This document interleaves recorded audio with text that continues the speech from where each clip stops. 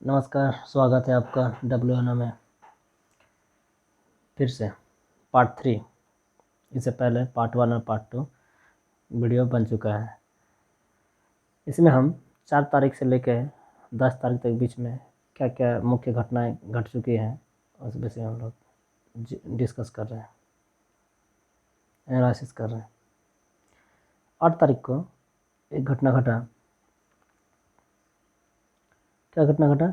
8 तारीख को जो ये मैडम है यानी क्वीन एलिजाबेथ द्वितीय, इनका 8 तारीख को देहांत हो गया। 8 सितंबर 2022 को इनका देहांत हो गया। इनका जन्म 21 अप्रैल 1926 को हुआ था। और ये जो है 1952 से ये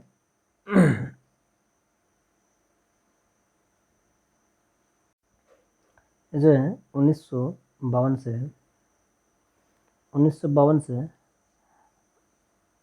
19 अभी तक यानी 2022 तक ये रानी बनी रही यूनाइटेड किंगडम का।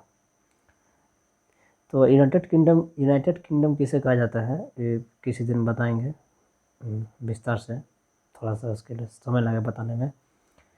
एक्चुअली इसके बाद जो है एक समस्या, मतलब एक तो इनका मृत्यु तो हो गया, लेकिन इनका मृत्यु के बाद कुछ जो है समस्याएं उत्पन्न हो गई है और वो उनका जल्दी समाधान कर लिया जाएगा। क्या समस्या कि इनका जो फोटो है महारानी जी का, ये करीब 14 देशों का करेंसी जो है उनमें इनका फ़ोटो है। अब वो सारा करेंसी जो है वापस मंगाया जाएगा, मतलब करेंसी बदल दिया जाएगा, क्योंकि महारानी नहीं रही है तो इसलिए इसका फ़ोटो भी रहना उचित नहीं रहेगा, ये मानना है। तो हम लोग अब इसमें ये जानते हैं कि ये महारानी जी का जो है 14 देश का करेंसी में इनका फ़ोटो आखिर क्यों है, क्या कारण है। और ये जो 14 देश है जिसमें कि 3 ठो मुख्य देश भी है, जैसे कि ऑस्ट्रेलिया, कनाडा और न्यूजीलैंड। इनमें राष्ट्रपति का प्रावधान नहीं है। क्यों? क्योंकि इन सभी देशों में जो है, इसके अलावा 11 और देश हैं, उनका भी नाम बताएंगे। उसमें क्या है कि उसमें इन देशों में राष्ट्रपति का प्रावधान नहीं है और राष्ट्रपति के बदले में यानी कि हेड ऑफ द स्टेट, जैसे हम लोग भारत में अगर देखते हैं तो भारत में हेड ऑफ द स्टेट कौन है? भारत में हेड ऑफ द स्टेट यानी कि देश का जो है मुखिया, यानी कि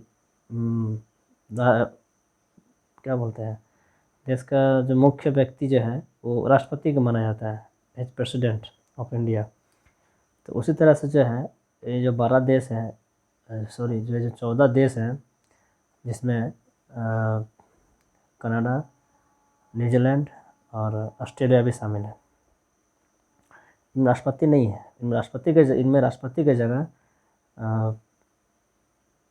ब्रिटेन का जो महारानी है, इन्हीं को मतलब वो जो स्थान मिला हुआ था। कारण इसका ये है कि कॉमनवेल्थ और कॉमनवेल्थ रियलम, ये दो चीज़ हम लोग जानेंगे अभी। ये जब दो चीज़ जान जाएंगे तो हम लोग अच्छी तरह से भी समझ जाएंगे कि आखिर ये है क्या चीज़। कॉमनवेल्थ और कॉमनवेल्थ रियलम क्या है, हम लोग वो भी जान जाएंगे।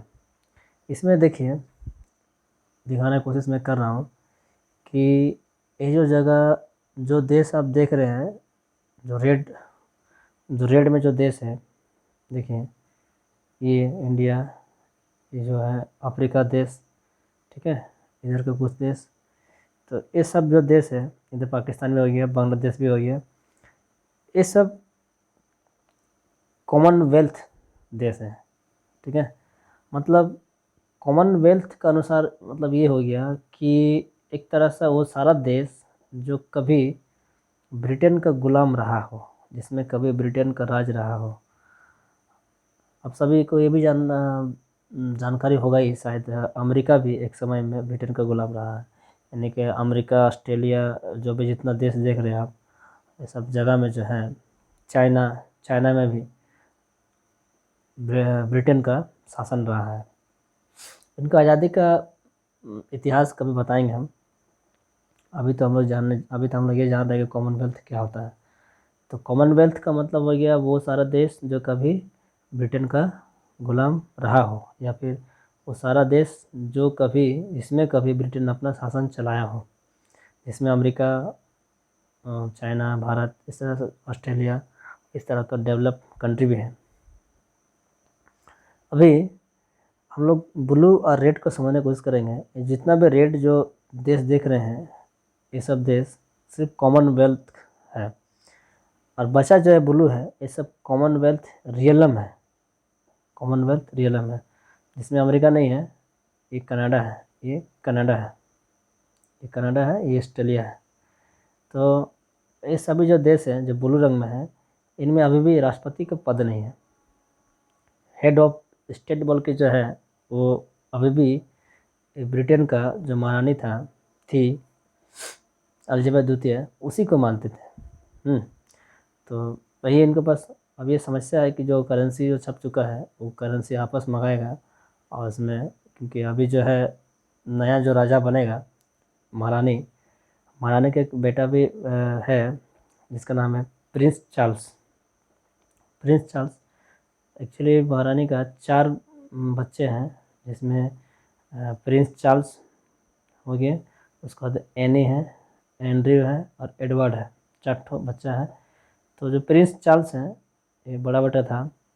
और प्रिंस चार्ल्स, क्योंकि प्रिंस का मतलब होता राजकुमार, इसको राजकुमार पहले बन चुके थे, अब महारानी नहीं रही, इस हिसाब से अब ये राजा यही बनेंगे, प्रिंस। अब हम लोग ये जानते हैं कि इनका चुनाव, मतलब राजा रानी का जो पद है, मतलब ये जो राजा रानी का जो सिस्टम है, ये किस हिसाब से सिस्टम है, मतलब ये जो है किस हिसाब से अस्तित्व में आया, क्या चीज़ है। तो इसमें हम लोग ये देखते हैं कि जो राजा रानी का पद है, जो पावर एक रानी या फिर राजा रखता है ब्रिटेन में, वही पद और पोजीशन और पावर राष्ट्रपति रखता है भारत का। अंतर यही है कि वहाँ का जो राजा रानी है, वो हेरिडेटरी, यानी कि वंशानुगत, यानी कि परिवार सही चुन के आता है। जिस तरह से अभी महारानी का डेथ हो गया, उसका जो बड़ा बेटा है, ऑटोमेटिक वो अभी राजकुमार थे, अब राजा बन गया। लेकिन भारत में ऐसा नहीं है। भारत में चुनाव होता है, राष्ट्रपति का चुनाव होता है, और इस चुनाव में जो है हम सब भाग लेते हैं। हम सब कैसे भाग लें? क्योंकि हम लोग चुनाव करते हैं एमपी एमएलए का चुनाव हम लोग करते हैं, और यही एमपी एमएलए जो है राष्ट्रपति के चुनाव में भाग लेता है। तो और इनडायरेक्टली इसीलिए बोलते हैं राष्ट्रपति का जो चुनाव है इनडायरेक्टली चुनाव है, यानी कि इनडायरेक्ट इलेक्टेड है। उसी तरह से हम लोग आते हैं प्रधानमंत्री का, पीएम का। तो पीएम का डायरेक्टली चुनाव है, उसका लोकसभा चुनाव होता है, और उसमें देश का जनता प्रत्यक्ष रूप से भाग लेते हैं। इसीलिए प्रधानमंत्री के चुनाव को डायरेक्टली चुनाव, यानी कि प्रत्यक्ष निर्वाचन कहते हैं। उसी तरह से राष्ट्रपति को चुनाव का हम लोग इनडायरेक्ट इलेक्शन, यानी कि अप्रत्यक्ष चुनाव कहते हैं। अभी हम लोग अगला पॉइंट पाते हैं। तो अगला पॉइंट पे ये देखते हैं कि अभी कुछ दिन पहले ही कॉमनवेल्थ का गेम हुआ था। देख लीजिए, ये कॉमनवेल्थ का गेम है, अभी 2 महीने पहले ही हुआ था कॉमनवेल्थ गेम। इसमें भारत ने कुल 61 मेडल जीते, 22 गोल्ड, 16 सिल्वर और 23 ब्रॉन्ज। मीराबाई चानू का जो नाम आया था वो सुर्खियों में रहा, गोल्ड मेडल लाई। तो इसी बर्गिंघम में ये जो है जगह है, बर्गिंघम, सॉरी नाम उच्चारण कर नहीं पा रहे हैं, बर्गिंघम। तो यहीं पर जो है गेम हुआ इस बार, और इसमें भारत ने अच्छा प्रदर्शन किया, पहला, दूसरा, तीसरा, चौथा स्थान लाया।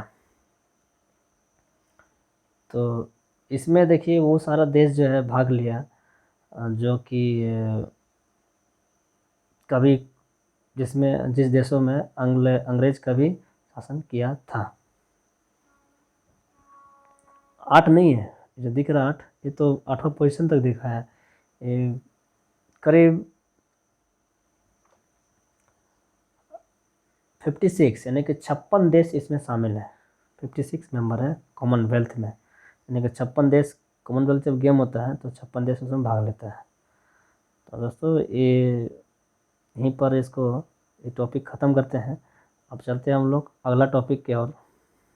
अगला न्यूज़ 9 तारीख का है। 9 तारीख को क्या घटना घटा? 9 तारीख को एक बिल्डिंग जो है दिल्ली में ये धंस जाता है। धंस क्यों जाता है? और धंसने के कारण देख लीजिए, धंसने के कारण जो है इसमें कुछ लोग इसमें दब जाते हैं। 5 व्यक्ति इसमें जो है इंजर्ड हो जाते हैं, घायल हो जाते हैं। और जिसमें से जो है 3 जो है वो लेबर थे और 2 लोकल यहाँ के वो आसपास के रहने वाले थे। तो हम लोग अभी ये जानने की कोशिश करेंगे कि इसमें क्या ऐसी घटना घटा था जो उसको हम लोग कैसे रोक सकते हैं। देखिए ये जो घटना घटा था, सागर सिंह कलसी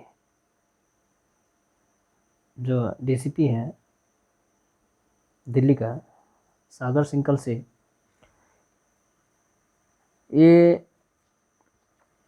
बिल्डिंग जो है कोलैप्स हुआ क्योंकि इसका कारण था ओवरलोड। बिल्डिंग में जो है जैसे कि आप जान रहे हैं ये अंडर कंस्ट्रक्शन बिल्डिंग था। अंडर कंस्ट्रक्शन बिल्डिंग था क्योंकि बिल्डिंग बना नहीं था, बन रहा था। तो इसी दौरान जो है क्योंकि जब कोई चीज़ अंडर कंस्ट्रक्शन रहता है तो वो बढ़िया से मजबूत बनने के दौरान नहीं रहता है। उसको मजबूती पाने के लिए हो सकता है ढलाई हुआ था, स्लैब कास्टिंग वगैरह होता है। तो उसके बाद उसको सीमेंट को जमने में, सूखने में, मजबूत बनने में करीब महीना 2 महीना का समय लगता है। तो अंडर कंस्ट्रक्शन में क्या होता है कि ऐसे बहुत सारे छोटा मोटे जो है नेग्लिजेंस है जिस कारण से बड़ा जैसे रूप धारण लेता है। अब हम लोग उसके बारे में जिक्र करेंगे इधर में, लेकिन अभी जो जिस कारण से घटना हुआ है हम लोग उस विषय में जिक्र करेंगे। हुआ ये है कि ओवरलोडेड विथ कंस्ट्रक्शन मटेरियल, यानी कि इसका जो छत में जो है, इसमें छत में बहुत सारे कंस्ट्रक्शन मटेरियल रख दिया गया था जिस कारण से इसका लोड बढ़ गया। और लोड बढ़ने के बाद ये बिल्डिंग गिर गया और धंस गया। धंसने के बाद इसमें बहुत सारा नुकसान होता है। इसमें आदमी तो जो जान का तो नुकसान होबे करेगा, माल का भी नुकसान होगा। यानी कि जितना बांध में जो पैसा लगा, जो सामान लगा, उसको बर्बादी हो गया। प्लस जब ये बर्बाद हो जाएगा, गिर जाएगा, तो इस सब को फिर हटाने में पैसा लगेगा, खर्चा होगा। ये जो सब माल है फिर हटेगा, फिर नया लगेगा। तो इसमें समय का बर्बादी, इसीलिए मतलब क्या, जान का बर्बादी, जान माल का नुकसान। इसीलिए बोलते हैं ना, जान माल और समय, ये 3 चीज़ का नुकसान। थोड़ा सा अगर इसमें हम लोग ध्यान देंगे तो इस तरह का घटना को रोका जा सकता है। कैसे ध्यान देंगे? क्या क्या मुख्य कारण है जिस कारण से सब घटना होता है? जैसे देखिए, some general reasons to collapse of any construction structures.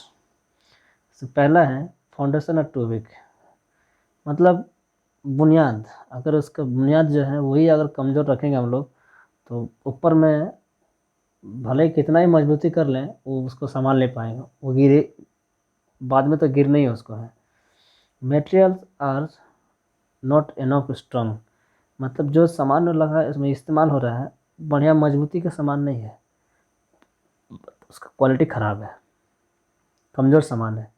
तो कमज़ोर सामान है, अगर उसको कमज़ोर सामान इस्तेमाल करेंगे तो टूटेगा ही, वो गिरेगा ही। और जब आगे देखते हैं तीसरा नंबर में सेफ्टी वायलेशन। सेफ्टी का रूल्स रेगुलेशन होता है, वो वायलेशन किया जाता है।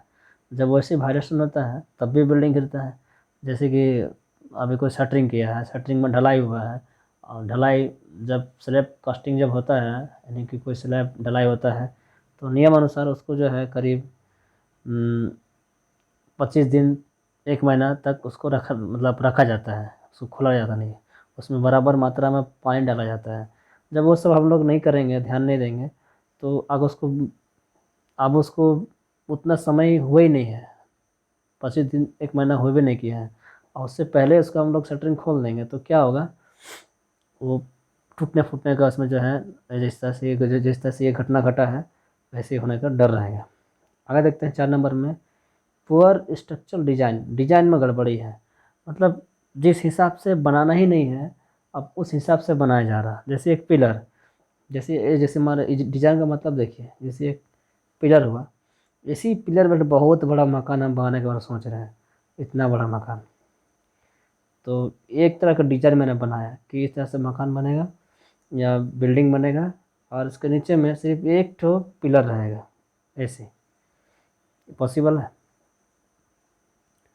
पॉसिबल हो सकता है, लेकिन बनने का तो बन जाएगा, लेकिन वही होगा, एक दिन ये बिल्डिंग ढह जाएगा क्योंकि इसका डिजाइन में खराबी है। अगला देखते हैं, पुअर कंप्लायंस विथ स्पेसिफिकेशन। मतलब जो गाइडलाइंस दिया गया है, जिस हिसाब से बोला गया है, हम लोग उस हिसाब से नहीं बना रहे हैं, उसका नियम का विरुद्ध जगह काम कर रहे हैं। पुअर क्वालिटी कंट्रोल, मतलब जो क्वालिटी जो इस्तेमाल होता है, बालू का, सीमेंट का, छड़ का, और भी बहुत सारा सामान का, इलेक्ट्रिकल का, उसमें क्वालिटी, सस्ता दाम में हम लोग खरीद रहे हैं, और उसको लगाता है बहुत कोई, तो सस्ता दाम में लगाएंगे तो क्वालिटी माल का जो है ख़राब रहेगा, और जब माल क्वालिटी ख़राब रहेगा तो वो सामान जो ज़्यादा दिन तक चलेगा नहीं, वो बिल्डिंग या स्ट्रक्चर जो भी है, पुल, ज़्यादा दिन तक चलेगा नहीं, कुछ समय के बाद ही धंस जाएगा।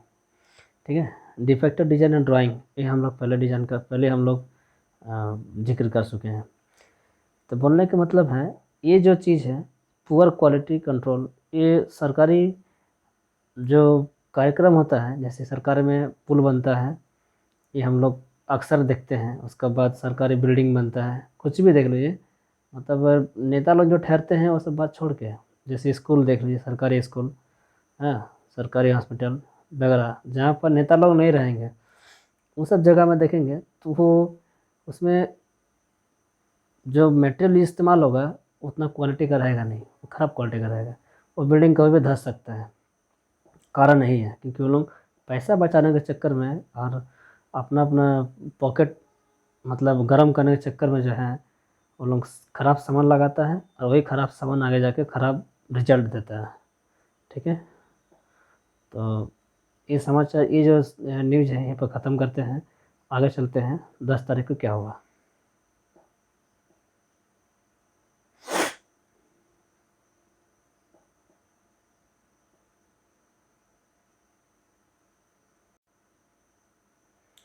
10 तारीख को हम लोग देखते हैं, एक 10 तारीख को घटना घटी।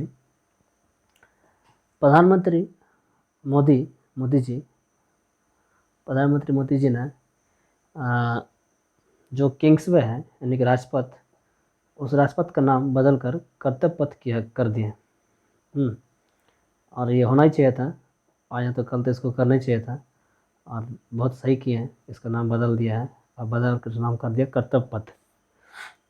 एक्चुअली अभी इस समय क्या चल रहा है, ये जो 75वां हम लोग जब हम लोग 75वां स्वतंत्रता दिवस मना रहे हैं, यानी कि अमृत काल अभी चल रहा है, आज़ादी का अमृत काल।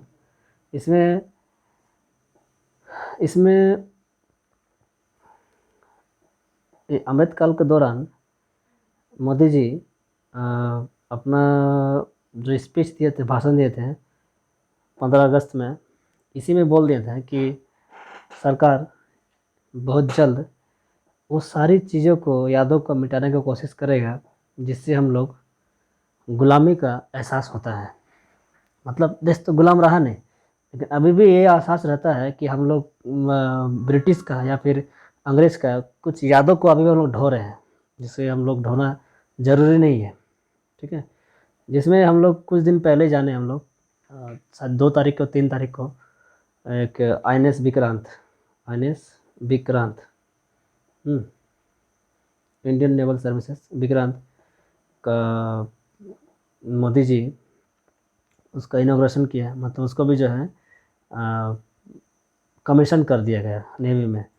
इसमें भी जो उसको लोगो था उसमें भी पहले ब्रिटिश का निशान था लोगो में, मतलब इंडिया का झंडा का था, झंडा तो था ही, लेकिन साथ में उसमें एक ऐसा भी निशान था नेवी का जो ब्रिटिश को याद दिलाता था, तो उसको हटा दिया।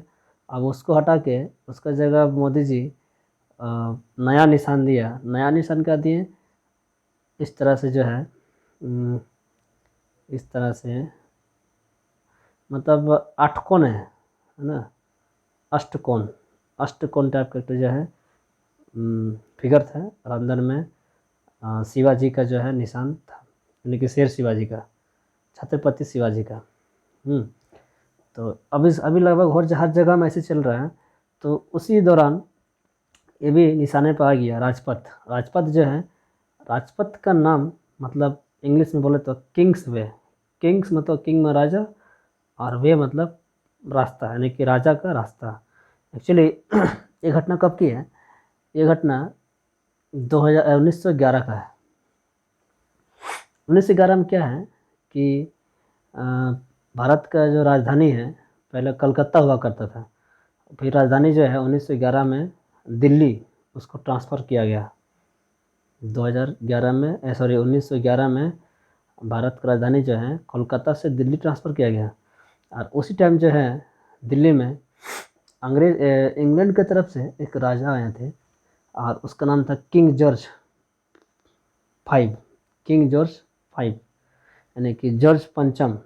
इंग्लिश में अगर बोले, हिंदी में बोले तो जॉर्ज पंचम आए थे, और उन्हीं का मतलब मान सम्मान में ये जो एक जो रास्ता है जब जिसको अभी हम लोग राजपथ के नाम से जानते हैं, उन्हीं का मान सम्मान में ये जो रास्ता है इसको नाम दिया गया किंग्स वे, यानी कि राजपथ।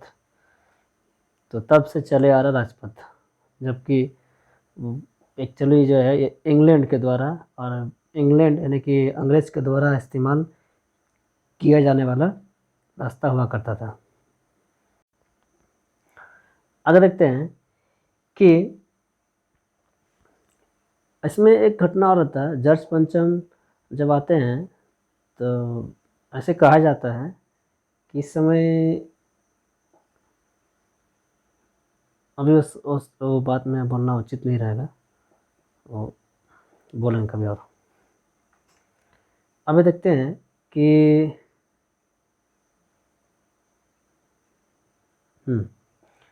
देश आज़ाद हो जाता है 1947 में, और तब भी इसका नाम जो है जो किंग्सवे था, इसका नाम हिंदी में बदल कर सिर्फ इतना ही इसका में बदलाव किया गया कि इसको इंग्लिश का नाम हटाकर हिंदी में कर दिया गया, यानी कि किंग्सवे इंग्लिश में रहता है, उसे हिंदी में ट्रांसलेट करके राजपथ कर दिया गया। लेकिन फिर भी ये जो है, ये चीज़ तो ज़रूर मन में याद दिलाता था कि भले इसको हमने इंग्लिश में हिंदी में राजपथ बोल दे रहे हैं, लेकिन इसका इंग्लिश में किंग्स वही होगा, जो कि अभी भी ब्रिटिश का हम लोग निशान को ढो रहे थे, मतलब उनका यादों को हम लोग कहीं ना कहीं से लेके जी रहे थे। तो 23 जनवरी को हम लोग नेताजी का पराक्रम दिवस मनाते हैं।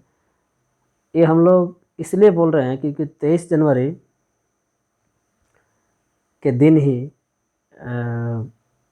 मोदी जी, ये जो जगह देख रहे हैं आप, हम लोग इस जगह में आते हैं, इस जगह में जो देख रहे हैं,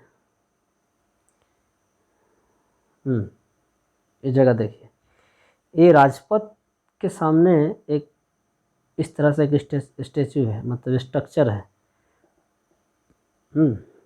इस स्ट्रक्चर में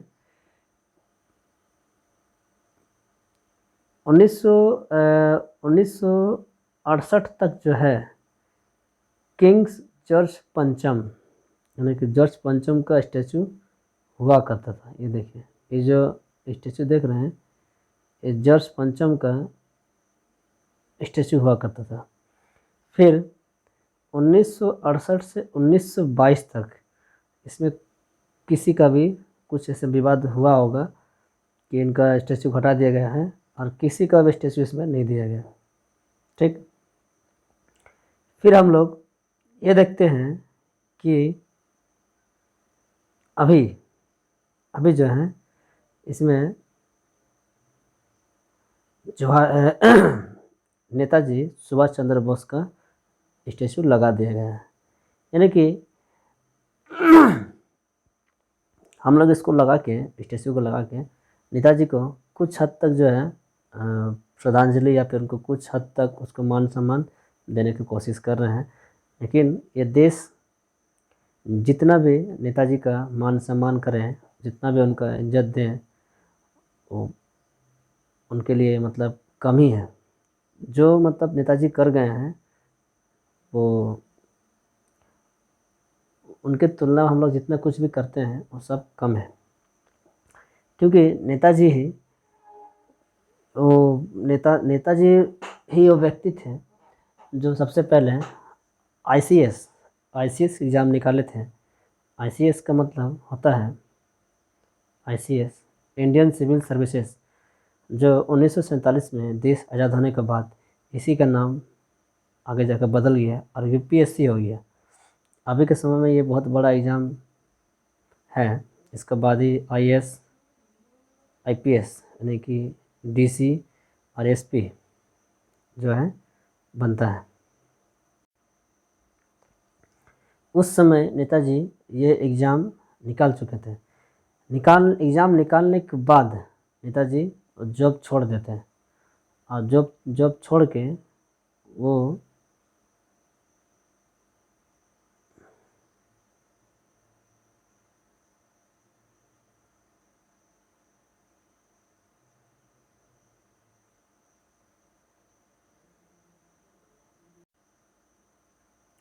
जॉब छोड़ के वह देश का आज़ादी के संग्राम में शामिल हो जाते हैं। और वो चाहते हैं तो एक्चुअली नेताजी कोई गरीब दुखियारी परिवार से नहीं थे। कोलकाता में एक्चुअली नेताजी का जन्म जो है कटक में हुआ था, उड़ीसा में कटक में हुआ था और कोलकाता में उनका पढ़ाई लिखाई सब हुआ। तो नेताजी जो है एक कोई साधारण व्यक्ति नहीं थे। ये चाहते तो बहुत आराम से अपनी ज़िंदगी गुजार सकते थे और ऐसे भी तो लोगों को इन्होंने तो आईसीएस एग्जाम निकाल चुका था, तो एक अच्छा पोस्ट में रह के और अच्छे तरह से लोग मतलब नेताजी कमाते हुए पैसा, नाम, मान सम्मान सब कुछ कमाते हुए, सब कुछ मतलब पाते हुए अपना ज़िंदगी आराम से गुजार सकते थे। लेकिन उन्होंने वैसा नहीं किया।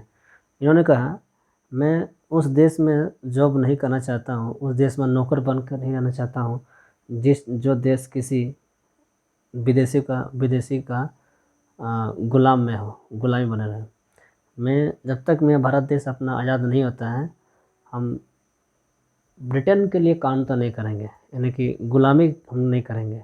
भले ही हम लड़ेंगे उससे, लड़ा भी, आज़ाद हिंद फौज का गठन किया, बहुत कुछ किया इन्होंने। अभी तो मैं इनके लिए एक अलग से वीडियो ही बनाना पड़ेगा और एक नहीं 3-4 वीडियो बनेगा, तब इनके बारे में थोड़ा सा हम बता पाएंगे। क्योंकि इन्होंने जो कुछ भी किया, इन्होंने अपनी ज़िंदगी में मतलब कुछ कर ही दिया जिसे हम बताने में हम लोग को मुश्किल हो जा रहा है। यानी कि ये अपना कर्तव्य यानी कि अपना काम मतलब जिम्मेदारी या फिर जो बोलिए देश के प्रति जिनका कर्तव्य था उससे बढ़ कर किए हैं। ये अपना सुख शांति यानी सुख को देखिए, अब चाहता था अपना बहुत सुख से ज़िंदगी गुजार सकता था। आईसीएस एग्ज़ाम तो पास कर ही लिया था, प्लस इनके घर में सब जो भी मेंबर थे वो बड़े बड़े पोस्ट में थे अंग्रेज़ों के। साथ ही बाद में इनका शादी भी हुआ, विवाह हुआ था, ठीक है। एमिली बोल कुछ नाम था, जर्मनी में शादी किए थे। तो शादी किए थे, लेकिन तब भी अब देश के प्रति इनका जो कर्तव्य था, शादी और अपना बच्चा, बीवी और अपना बच्चा दोनों को छोड़कर अपना देश के प्रति जो कर्तव्य था वो करने के लिए आगे निकल गए हैं। यही दर्शाता है कि नेताजी का जो कर्तव्य है बाकी सब चीज़ों से बढ़कर इनका कर्तव्य था देश की रक्षा और देश को अंग्रेज़ों से मुक्ति दिलाना।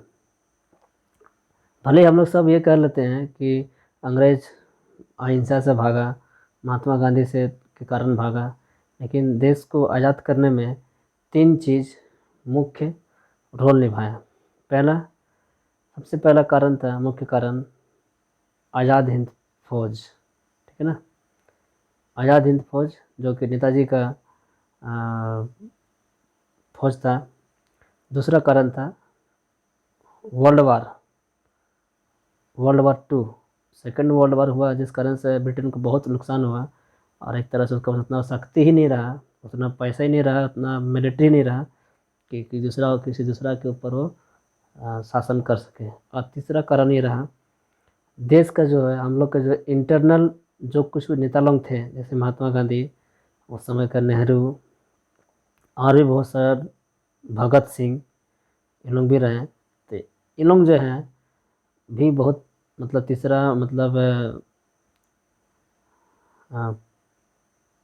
तीसरा स्थान पर अपना रोल निभाएं।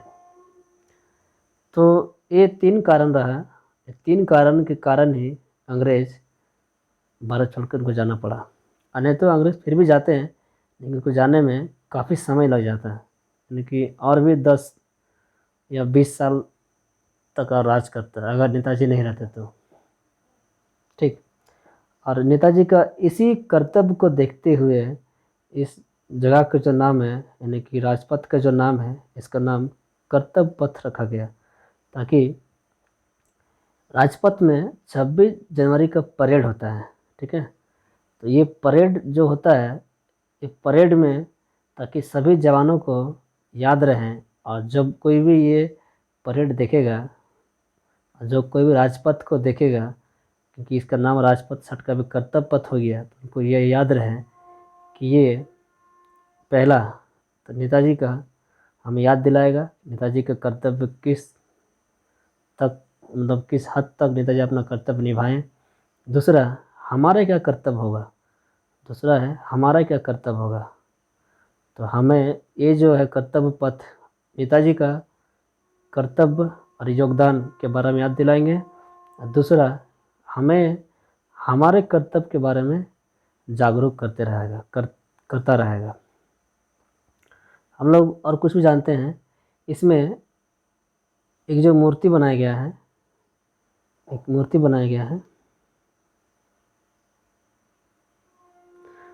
मूर्ति जो है 28 फीट ऊंचा है और एक ग्रेनाइट के पत्थर से बनाया गया है, और इसका वज़न जो है 65 मेट्रिक टन है। यानी कि ये जो नेताजी का स्टैचू लगेगा यहाँ पर, लग गया है, ये इसका बारे में बता रहा है, ठीक है। क्या इसके बारे में बता रहा है? स्टैचू के बारे में, जैसे कि पहले बात तो 28 फुट ऊंचा है, दूसरा ग्रेनाइट का पत्थर से बना है, तीसरा 65 मेट्रिक टन का वजन है। और इससे पहले जो है, यानी कि 23 जनवरी को, क्योंकि 23 जनवरी को नेताजी का जन्म हुआ था, और नेताजी का जन्म 23 जनवरी को हुआ था, इसलिए 23 जनवरी को मोदी जी द्वारा, यानी कि भारत का प्रधानमंत्री द्वारा, इस दिवस को पराक्रम दिवस के रूप में घोषित किया गया। यानी कि अब से जो है ये पराक्रम दिवस के रूप में मनाया जाएगा 23 जनवरी। और उस समय ये भी बता दिया गया कि ये जो जगह है, जो राजपथ में जगह है, ये कभी जॉर्ज पंचम का स्टैचू था, फिर बाद में इसका स्टैचू हटा दिया गया। इस जगह में जो है नेताजी का स्टैचू स्थापित किया जाएगा। लेकिन उस समय तत्काल जो है स्टैचू तो बना नहीं था, उसको बनने में टाइम लगता है। तो उस समय एक होलोग्राम मतलब लाइट द्वारा होलोग्राम बनाया था, उसको स्थापना कर दिया गया था। तो अभी स्टैचू बन चुका है, तो अब स्टैचू लगा दिया गया। और स्टैचू लगाने के साथ ही जो किंग्स वे यानी कि जो राजपथ हैं, इसका नाम बदल कर कर्तव्य पथ रखा गया। दोस्तों आज का जो WNA है यहीं पर ख़त्म होता है इस सप्ताह का। इसमें मैंने बहुत कुछ अगर कुछ गलत मैंने बोली है तो माफ़ कर दीजिएगा। कोशिश मेरा हमेशा जारी रहेगा कि सुधार लाते रहेंगे। तो बस इतना ही बोलकर मैं अपना ये सेशन यहीं पर ख़त्म करता हूँ। जय हिंद, जय भारत, वंदे मातरम।